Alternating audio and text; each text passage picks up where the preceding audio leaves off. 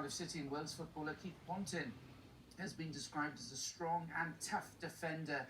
But tonight, a coroner has said his death with dementia at the age of 64 was the result of repeated head trauma he would have experienced during his playing career.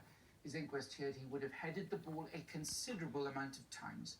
David Grundy reports. Pontin's up.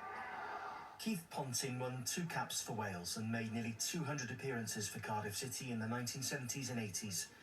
He died in August 2020, and today a coroner concluded he died of dementia caused by repeated trauma to the head during his football career.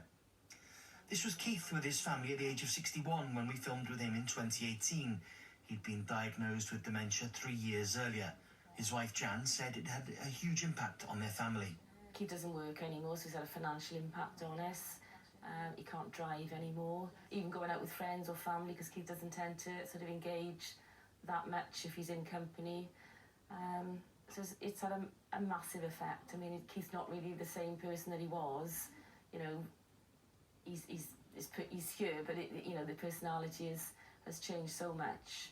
A post-mortem examination gave Mr. Pontin's cause of death as chronic traumatic encephalopathy, or CTE, a condition caused by repeated blows to the head. Former Wales international Iwan Roberts had a long professional career, scoring almost half of his goals with his head. For each goal, there were thousands more headers in training. He's currently taking part in a study at the University of East Anglia, looking into the possible link between football and dementia. It's those types of players, centre forwards, big centre forwards, big centre halves, who have to head that ball on many occasions in a game, and not just in a game, probably in training more than anything else. I think that's when the problem starts, when you have to head a ball 50, 60 times in training. Professor Hornberger's part of the same project and says more needs to be done to study specific links between heading and dementia. When we head the ball, that basically our brain bounces in our skull, and this might cause some inflammation in the brain.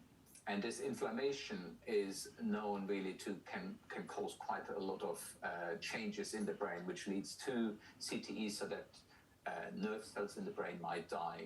So we think this is the most likely link, that the heading causes this inflammation in the brain, which can cause CTE and eventually dementia. Keith Pontin's family didn't yet feel able to speak on camera about the coroner's conclusion, but this result is significant, not just for those who played football and rugby in the 70s, 80s and 90s like Keith, but also for all those people playing sport now. David Grundy, BBC Wales Today, Pontypridd Coroner's Court.